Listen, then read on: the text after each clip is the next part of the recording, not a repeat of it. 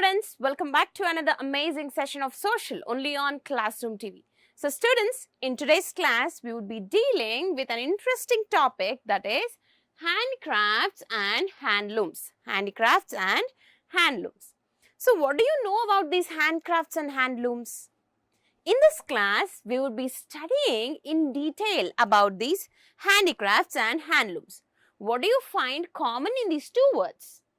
See, hand. The word hand is common in these two words, right? So that gives us a sense that the things which are made by people or hands of people are considered or categorized as handicrafts and handlooms. So in today's class, we would be studying in detail about this wonderful chapter, handicrafts and handlooms. So without any further delay, let's begin this wonderful lesson. Coming to part 1, we have basket maker of Andugula. Basket maker of Andugula. Polaya is a basket maker from Andugula village in Madugula Mandal, Rangareddy district. He is about 35 years old. He belongs to Yerukula, a tribe community or a tribal community. His family has been weaving baskets for generations. So as you can see over here, so you can find Polaya. Polaya. So he is a basket maker. So you might have come across people like Polaya, maybe in your village or in your street. Yes, you might have seen some of them. So now here is an example of Polaya, and he is a basket maker from Andugula village in Madugula Mandal. It's in Rangareddy district, and he is about 35 years old, and he belongs to Yerukula community. It's a tribal community, and his family, everyone are in the same basket weaving business, right? Bhagyamma, his wife, also works as a basket maker. They have 3 children. Polaya's father, along with 25 other families, came to the city about 30 years old as the demand for baskets has declined in their native village. So as you can see over here, right, their entire family, they weave baskets. Okay, that's how they get wood, yeah, and then they start weaving. So now Bhagyamma, his wife, also works as a basket maker, and they have 3 children. Polaya's father, along with 25 other families, they came to city for their livelihood so that they can live in a peaceful manner, because it was 30 years ago that he came to city as the demand for the baskets had declined or reduced in his village. So that's the reason they came to city for their livelihood. He sells baskets on the pavements of Chadarghat in Hyderabad. Polaya uses the spines of wild date palms, Eetha Chettu leaves to make baskets. Using a knife, he shaves off the leaves and keeps them in hot sunshine to dry them. So now, how does he make baskets? So as you can see over here, this is date palm tree, right? It's called as Eetha Chettu. So now he sells baskets on the pavements of Chadarghat in Hyderabad. So how does he make all these things? Polaya uses spines of wild date palm leaves to make baskets. So he uses these leaves of this date palm tree, and then he dries it up, he shaves it properly, he dries it up, and then they start weaving this basket. The raw material, wild date palm leaves, are brought in bundles from Anugandula. So what do? They get these, okay, leaves in bundles from their, okay, Anugandula village, and then his relatives in Anugandula collect the spines from bushes around their villages and sell them to basket makers like Polaya. The villagers who are staying there, they collect all these leaves from different places near to their village, and then they make bundles and then they sell to people like Polaya. Anugandula is about 60 kilometers from Hyderabad. Each bundle of date palm spines costs 120 rupees, and Polaya and other basket makers usually bring 10 bundles for 2 months. Polaya's family makes 25 baskets from one bundle. So now, Andugula is about 60 kilometers from Hyderabad. Each bundle of date palm spines cost 120 rupees. And Polaya and other basket makers usually bring 10 bundles for 2 months. Polaya's family makes 25 baskets from one bundle. So as you can see over here, Andugula is about 60 kilometers from Hyderabad, and each bundle of date palm, spine, it costs them 120 rupees. Okay, and Polaya and other basket makers usually bring 10 bundles for 2 months. So how many from one bundle, how many baskets they make? They make 25 baskets from one bundle. So now, each bundle costs them 120 rupees. Okay, they usually bring 10 bundles for 2 months, and from each bundle they get 25 baskets to make. 10 bundles of spines would give them about 250 baskets. So totally, how many baskets they would make from 10 bundles? 250 baskets. It takes 30 minutes to make a basket. So to make one basket, it takes 30 minutes. And he weaves baskets from 10 a.m. to 5 p.m. with a few breaks to eat and rest. So he starts at 10 and stops at 5. In between, he may take some breaks, maybe lunch break. Yeah. So now that is how in between he takes some breaks to eat and also to rest. So from 10 a.m. to 5 p.m. he weaves the basket. Polaya sells each basket for 20 rupees. Sometimes customers ask for a bigger basket for family rituals. These are sold at a higher price depending on the amount of raw material used. He sells baskets throughout the year. So he sells baskets throughout the year. So what happens over here? He sells each basket for 20 rupees. Sometimes, because of customers ask for bigger ones because of some family rituals. So then, based on the raw material used for making that basket, he charges them extra money, and he sells basket throughout the year. In 2 months, he can sell 5,000 worth of baskets. The cost price is 1,200 excluding the transportation charges of 100 rupees for every visit to his village. So, the income of the family is 3,700 for 2 months. So now, as you can see, all over expenditure and how much is he getting and all, in 2 months he can sell 5,000 rupees worth of baskets, and then the cost of price is, excluding the transportation charges, it is 1,200 rupees. And then 100 rupees for the transportation. So for every visit, they need to spend 100 rupees. So excluding all those things, the income of this family for 2 months would be 3,700 rupees, which is very, very less, right?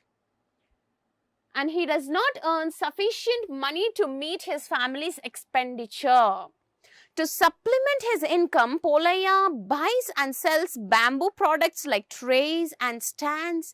So now, his income is not sufficient to meet the ends of his family, right? So, to supplement his income, what does he do? Polaya buys and sells bamboo products like trays and also stands so that he can compensate. Basket making is a craft work that involves the use of wild date palm leaves, cane and bamboo, which are found in forests. There has been depletion of forests due to their extensive exploitation for big industries. So now, as you can see over here, basket making is one of the craft work. With creativity and talent, people make it. So to make it, they involve wild date palm leaves, cane and also bamboo, which you find, more, especially in the forest. And there has been depletion of forests due to their extensive exploitation for big industries. So as big industries are arriving, they started to cut the forests. And this affects the livelihoods of people. So as they cut down the forest to build these industries, what happens? This affects the livelihoods of these people who traditionally depend on forest, right? And further, the demand for such products has reduced considerably. So what happens? As day by day, okay, as they see all these things, the demand for these products also reduce. And this forces them to move out of rural areas and migrate to urban areas for survival. So that is why this forces, because they do not have proper livelihood over there, the demand for their work has been reduced. So that's the reason they start to move out of their village or migrate to bigger cities or towns. And for their survival, they start moving forward. This is true for many involved in traditional activities. However, they often have to live in urban areas without basic amenities. So now, many people are involved in traditional activities like basket weaving, right? And people are really neglected sometimes. And however, they often have to live in urban areas without basic amenities, proper facilities. They do not have proper facilities, even proper shelter, right? Proper clothes, no, nothing. But they need to live and survive for their family. Coming to urban slum. Polaya lives in a slum which does not have proper drainage, so it emits foul smell and breeds mosquitoes and flies. There is no electricity connection or safe drinking water. See, as people start to migrate from villages to cities, what happens? They want to meet, okay, their hands or their family's expenditure, let's say. Say, Polaya lives in a slum. To make sure that they are living, this is how the place where they live, okay, look like. So as you can see, he lives in slum which they don't have proper drainage facility, no proper electricity, no proper drinking water, and you have flies, mosquitoes, everything over there. And they also breed over there. So now, Polaya's hut is made of bamboo, mats and recycled plastic bags and tarpaulin. So now, as you can see over here, this is how they build their houses, with bamboo sticks, with mats, with plastic bags and tarpaulin. So with all these things, they build their houses like this. And during the rainy season, their roofs often leak and huts are flooded, especially these areas. From the roofs, you can, when it is rainy season or monsoon season, it's fully leaking, right? It leaks. And then the huts are flooded. Sometimes in the floods, the huts are flooded and totally destroyed. Sometimes the municipal corporation officials evict Polaya and other basket maker families. So sometimes they face such situations even from the government side. And despite struggling hard, people like Polaya have been denied voting rights in the city. In fact, they have been denied ration cards as they don't have any proof of identity or proof of residence. Thus, they cannot either participate in the democratic process of the city or avail the facilities meant for the poor. So what happens over here? Since they struggle very hard, despite of struggling hard, what happens is their voting rights in the cities are also denied. Why are they denied? Because for voting and all, see, they need ration cards, and see, they need to have some identity cards or proof. Yeah, they need to have the proof of residence, but they do not have all these things, right? So that's the reason they cannot either participate in this democratic process. Understood? So now, or avail the facilities meant for the poor. They cannot even avail the facilities which government is giving them. Okay, they cannot have it because they do not have all the cards which are given by the government. Coming to basket makers. People of Erukula tribe are usually involved in basket making and live in different parts of Telangana and Andhra Pradesh. So as you can see over here, this is how people, okay, especially this tribe, Erukula tribe people, usually involved in basket making, and they live in different parts of Telangana and also Andhra Pradesh. And they are called as Erukula after their women's traditional professions of fortune telling. So, why are they called Erukula tribe? Because this name, Erukula, it came after their women's traditional procession of fortune telling. So now they start telling the fortune, especially the women. So now from them, this Erukula name came up. So how do they say that? Yeruka Chaputa, Sodi. So now this is how they start saying or telling about fortune, right, to the people. They say Yeruka Chaputa, yeah.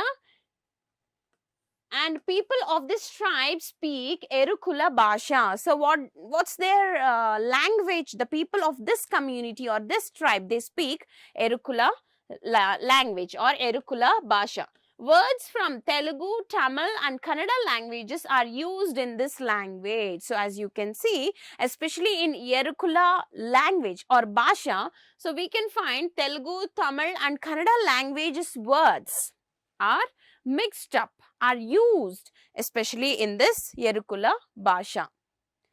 By now, you have learned that goods such as baskets made of bamboo and Itachettu require simple production using very few materials, mostly made of natural resources. So now as you can see, we have learnt that goods such as, okay, baskets made of bamboo, yeah, or Itachettu, they require simple production using very few materials, mostly made by natural resources itself.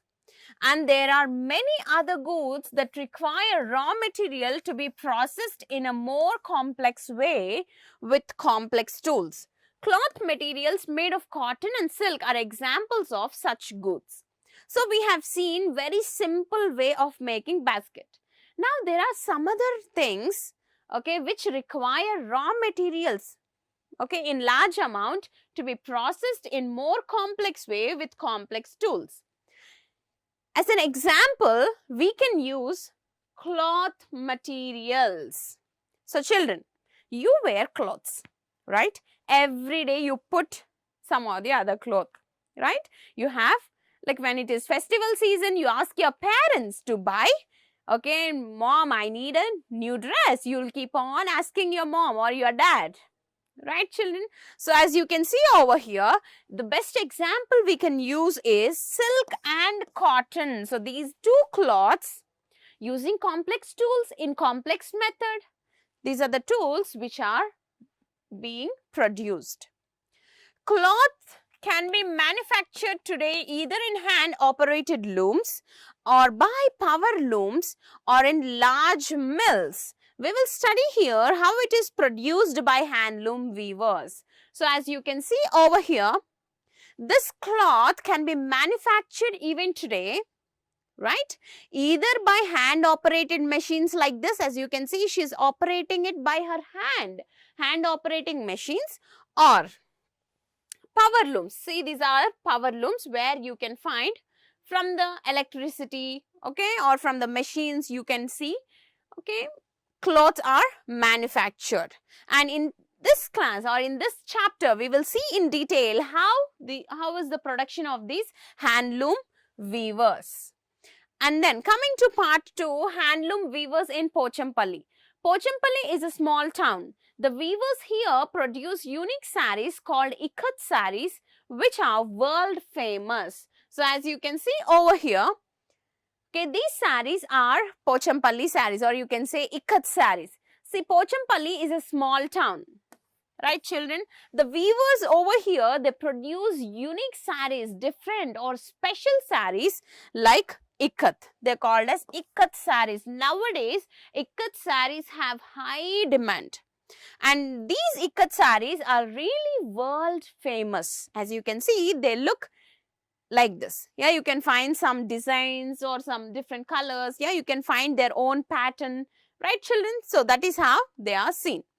Ikat is a term used for particular style in which cloth is dyed also often referred to Bandhani or Pochampalli itself. So here, as you can see, the term ikat, it's used for a specific or a particular style. As you can see over here, here we have different color and here you have different color. Again, here you have different color and this border is of different color, right? And again, what happens here in between, you have some different color designs and all. Yes, this is made, or this cloth is made in this way or designed in this way by dyeing process. So in today's class, we would be learning them. And it is also often referred as Bandhani print, or it is also referred as Pochampalli itself, right? And they are of high quality silk sarees containing simple geometrical designs and available mostly in 3 colors and shades. So what happens over here? How are they available? They are of good quality and they are very easy to carry since they are made up of silk, right? And they contain simple geometrical designs, very simple designs as you can see over there, and with different or multi colors. There are nearly 10,000 weaving families in 100 neighboring villages involved in this craft. Pochampalli sarees have a unique design and color which is quite distinct from other silk sarees. So especially these Pochampalli sarees, as you can see over here, they have very distinct features, right? They have unique designs, especially geometrical patterns are involved in them. And they are quite distinct from other silk sarees. They are modified in that way.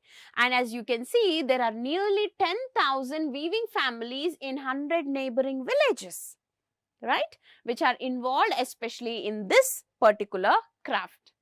That is why it is the first handloom cloth patent in India. So this is the first handloomed or handmade cloth which has patent in India. This means no other producers of handloom sarees in the world can sell sarees in the name of Pochampalli Ikat sarees. So patent rights, what do they say? Yeah, patent in India or patent rights. What does it mean? It means no one or no producers of handloom sarees, they can, okay, they cannot say that this is my saree and this is, they cannot give this Pochampalli Ikat saree name to their saree. Understood, children? Okay, patent rights means I only will have that particular right to say this is Pochampalli saree. It's made in Pochampalli, right? Others in the world, they cannot, okay, keep that name and sell goods. It's wrong. And only those sarees that are produced in Pochampalli and its surrounding villages can be sold with this brand name. So especially only those sarees, okay, which are produced in Pochampalli and the surrounding area can have that particular name. Whereas other people in the world, okay, if they start printing and if they start dyeing it and if they say this is Pochampalli saree, no, it cannot be given that name. These sarees are sold in India and abroad at high prices. Alright, children. So as you can see over here, these sarees are sold in India and also abroad. To make silk sarees, you need raw materials like silk yarn, colors, cotton thread, etc. So to make these silk sarees, you need silk thread, you need colors, you need cotton thread. As you can see over here, these are all the things you need to make this saree. They are not produced by weavers. They buy them from the market. Silkworms, from which silk yarn is made. Now you might have got it out. How silk yarn is made? Maybe we need to get from the market. So how do you get it from the market at least? Like if you are getting silk yarn from some time, okay, especially in Pochampalli village. But how do you get, how are they producing? They are producing it by silkworms, from which they can make silk yarn, right? And grow on mulberry leaves. See, this is how silkworm life cycle. And you can see like here itself, especially at this stage, like inside the cocoon, the caterpillar changes into pupa, right? So here, people unwind the silk thread from the cocoons to weave into silk cloth. So this is how at this stage itself, they start taking out that silk. rearing of silkworms is taken up by small farmers, especially small farmers. They take rearing up this particular silkworms. Silkworm lifestyle. So as you can see over here, adult. From adult, eggs are laid. The female moth lays many tiny eggs. As you can see over here, these are eggs, right? These dots. And coming to that afterwards, a tiny black caterpillar hatches out of its egg. It hatches out of its egg over here like this, and then the caterpillar eats mulberry leaves. So it starts eating this mulberry leaves, as you can see over here, and then it starts growing bigger and bigger and bigger, and it goes through fall molts. So this is how it starts growing, and then like this larva. Right, children? And then the caterpillar spins a cocoon of silk thread around itself. So what does it do? This caterpillar, it spins a cocoon of silk around it. And finally, inside the cocoon, the caterpillar changes into pupa, as you can see over here. This is pupa. And finally, the pupa changes into a moth. The moth comes out of the cocoon. So especially as it comes out like this, see, in between, what do? People unwind the silk thread from cocoon to weave the silk cloth. Especially in this time, they do it. And again, it changes into adult. The adult moths mate with each other, and then they lay eggs. So again, this cycle continues. Coming to the tools. Weavers own the wooden loom, which is the main tool required for weaving. Apart from it, they also use small knives. For weavers, it is also important to know the plan of the design to weave the sari. So as you can see over here, these weavers own a wooden loom. They have this wooden loom, right, as you can see, and some of the knives which are used especially to cut that wooden like thread and all. Apart from it, they also use small knives. For weavers, it is also important to know the plan of the design to weave the sari. So for weavers especially, unless they know the design, how can they print on it? So first, it is very important for them to know the design very properly, and then they need to start their work. If you look at a sari, you will notice that there are very intricate designs on them. So as you can see, there are many designs. These designs are marked on special sheets, right? And with specific notations, and weavers follow them without making errors. So that is why we get perfect style, perfect pattern, right? And coming to wrap and weft. See, you'll notice that cloth has threads passing from top to down and sideways, something like just like this, right? You can see that something is passing, threads are passing interlockingly. And wrap is the yarn that goes from top to bottom, and wefts are the yarns that go from left to right. So as you can see, suppose imagine we are zooming some of the part, maybe this part we are zooming and we are seeing over here. So this is how you can find, say some are like this and some are like this.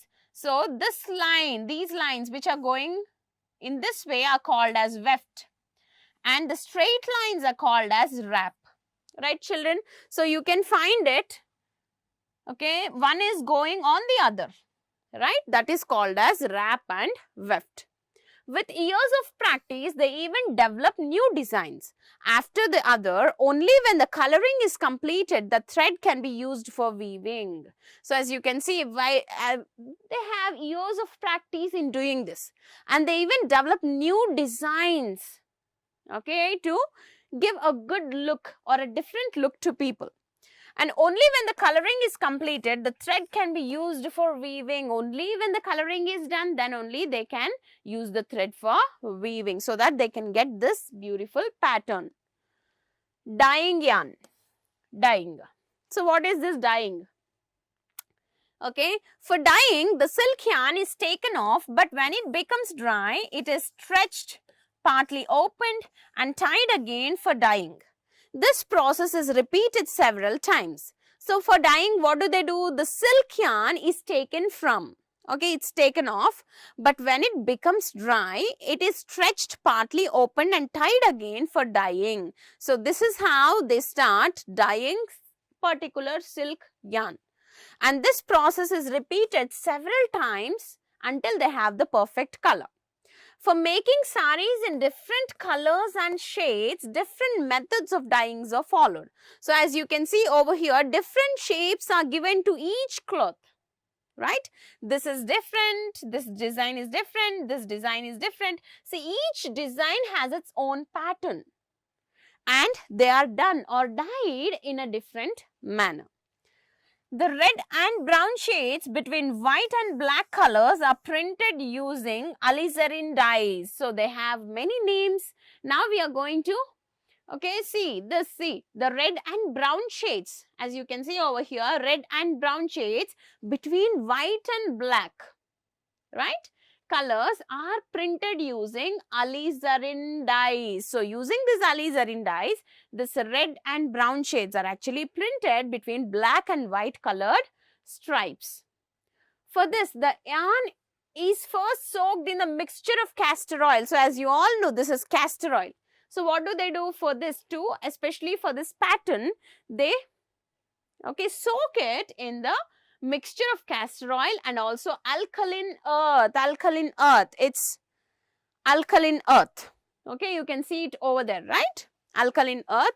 And then they dry it and they soak again, dipped in alizarin paste and finally boil till it becomes red. See, from these, you get this, especially this is soil and this is powder. So especially what do? Alizarin paste. They make the fine paste and finally they boil it till it becomes red. And for the brown shades, iron fillings are added to the color. Especially iron fillings are added for the color purpose.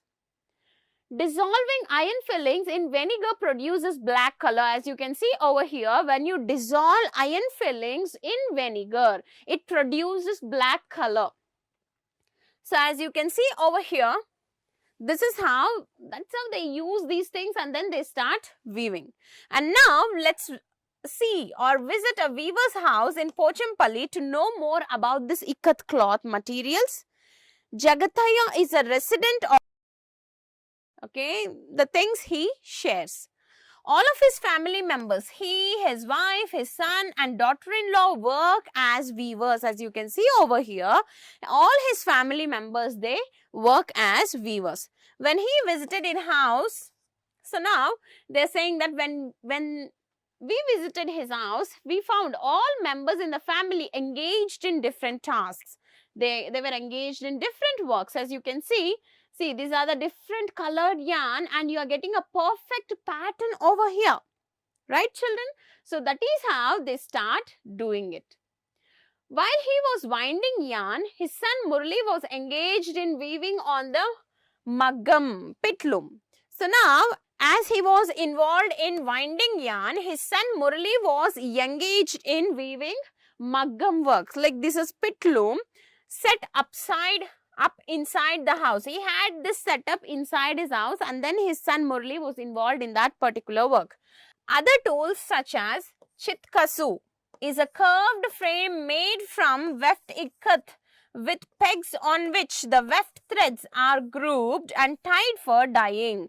Okay, Chitkasu is something, a curved frame and it is made of weft ikat.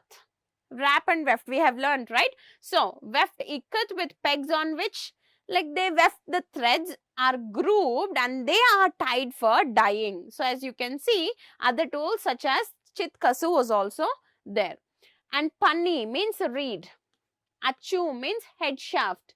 So, thread and rubber tubing were used for different tasks in producing ikat saris. So, all these materials or all these things are used in producing ikat saris. Most of the tools are made by wood. They are made of wood. And since he has grown old, Jagataya spends most of the time winding yarn and his son weaves the loom. Since he is old, Jagataya, he winds the loom and then his son, he weaves the loom.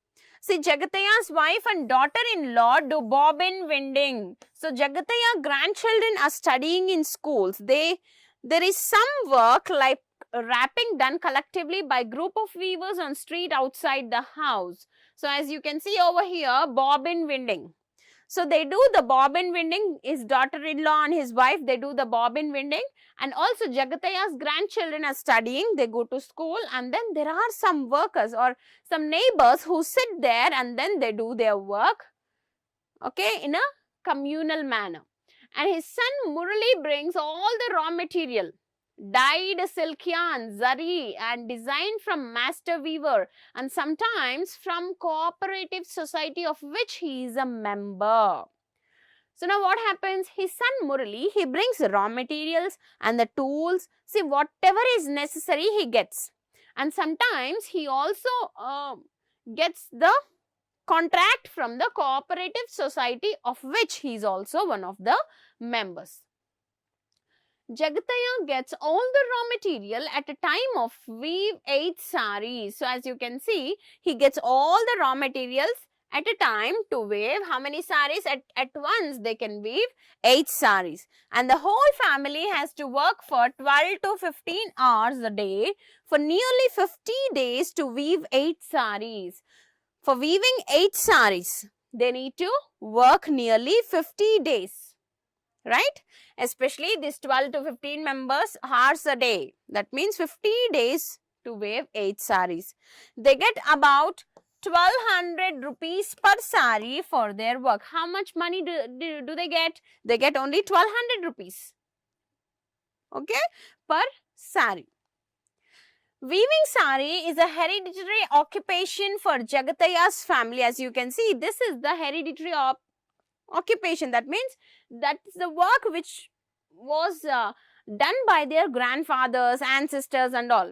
Okay, this occupation was hereditary. And the income Jagataya's family makes from weaving ikat saris is insufficient to run the family. The money is actually insufficient for them to run their family. Between March and May, Jagataya's family is able to weave only for a few hours a day. Especially between March and May, they were involved, especially only for few hours. If the temperature is high, the thread will get cut. So that's the reason they can work only for few hours, especially in summer. The whole family works only till afternoon during these days. Women are distressed as they have to do not only weaving but also the household chores like cooking food, fetching water and preparing children to go to school, etc. So as you can see, women are actually distressed, especially in these houses, because not only weaving, they had to do all the household chores like cooking, cleaning, like fetching water, preparing children to go to school, everything they need to take care of. Earlier, Jagataya's family used to weave only for cooperative society. So initially, Jagataya's family, they used to weave only for this cooperative society. But later on, okay, the cooperative societies provide financial assistance through insurance in case of unexpected illness or death, okay, in the weaver's family. And then they also help in getting loans for construction of houses. So that's the reason initially they worked for them. Nowadays, what happened? These cooperative societies does not give sufficient work. So they have to look for another, okay, another role, right? Another need. So that as they are looking for the additional sources of income to run their families, they started to look for the additional sources or additional work to run their families in proper way. Since a master weaver in Pochampalli agreed to give work and remuneration, Jagataya's family began weaving ikat saris for the master weaver. See, since a master weaver in Pochampalli, he agreed to give work and remuneration for them. So that's the reason his family began weaving ikat for that master weaver. Jagataya has not given up the membership of the cooperative society with the hope that it will improve its functioning in the future. Cooperative society, they help these people. So what happened? He did not give up with cooperative society. He is he made his son to be a member of cooperative society, so that maybe in future he may get better chances for his occupation. Weavers' problems and cooperative societies. Now let's see problem. Our state is one of the states in India which have a large number of handlooms, right? And during the last few decades, handloom weavers have been facing serious problems or issues. They face a stiff competition from power loom and mill-made cloths. So there are two types of cloths. You have power loom, which is run by power, and mill-made cloths. And here these cloths are cheaper as they are produced on machines, and also because they use synthetic yarn which is cheaper than cotton and silk. So that's the reason they have a very big competition, especially with the power looms. Even though it is popular due to its high quality and unique beauty, the Pochampalli sari seems to be expensive. The weavers also do not get good rates due to middlemen's involvement. So what happens over here? Even though it is popular, okay, though its price is high, it is popular, these weavers, they are not getting, okay, proper money. These people are not getting proper money because middlemen are involved in this trade. The buyers are spread all over the world and the weavers do not have any direct contact with them, right? See, everyone likes these saris, so everyone wants to buy these saris, but these weavers do not have the contact of those people or the buyers. So what do? Fashions in cities change fast and it is difficult for the weavers to know what kind of design are in demand. So that is one more problem, right? And therefore, they have to rely on middlemen to know about the designs in vogue and change their design accordingly. So what happens over here? For that reason, they need to depend on this middleman. So who knows better about the changing designs and all? So especially the patterns which are drawn or dyed especially on these saris. They also have to depend on middlemen to the raw materials like cotton yarn, silk yarn, and as they are produced in far away centers, they need to depend on these people so that they can get them the raw materials. This gives the middlemen an important position in handloom industry and they try to get the largest share of these sari price. So these middlemen, they get the largest share. In order to overcome these problems, the weavers are encouraged to form cooperative societies. So in order to, okay, really get better with this worse situation, they started this cooperative society. The cooperative societies are meant to help the weavers in buying raw materials at low prices and arranged for marketing of their cloth. So everything is done and they have like better opportunity with these cooperative societies. This reduces their dependence upon middlemen and traders. Since they are getting raw material in a lesser price or less expensive, so that their dependence on these middlemen will get reduced. The cooperative societies should help the weavers by training in new designs. So what cooperative societies should do? They need to help these weavers in training, giving them training in good new designs. However, nowadays, a large section of weavers in our state do not get sufficient work from cooperative societies. So that's the basic major problem they are facing today. In some cooperative societies, weavers are not given any role in decision making regarding the procurement of raw material and the sale of cloth and dress material. So in some cooperative societies, what happens? Weavers are not given any role of decision making, and that is a very big mark, black mark. And they do not provide opportunities for weavers to produce saris to suit the changing preferences of customers. So that's the reason, because they had to change. If at all customer is asking different designs, they have to change. So here, that's the reason they are not providing opportunities for these weavers to produce saris to suit the changing preferences of the customers. So, and this has once again pushed the weavers into clutches of middlemen and traders. So, that's the reason again they started to go to these middlemen, and again they started to approach these traders, right? So, that's the reason again they started depending upon these middlemen. A large amount of handloom cloth material in our state is produced and marketed by master weavers and merchants. So, large amount of this handloom cloth material is marketed by these master weavers and also merchants.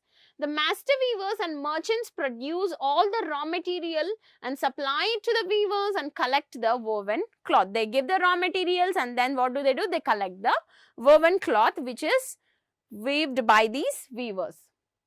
And then they sell this material to wholesale cloth merchants. Then what do? They sell this to the wholesale cloth merchants. They pay a stipulated amount as wages for the weaving work, and many master weavers also provide loans to weavers to set up a loom, buy other tools, and thus restrict them from weaving saris for other master weavers. So what do? They give them some loan. They make sure that these middlemen or the traders, they make sure that these weavers, they get some loan from the government so that their loom belongs only just to them, so that they cannot contact other master weavers. They also decide the wages for the work done by the weavers. So, they also decide the money, how much they need to give them.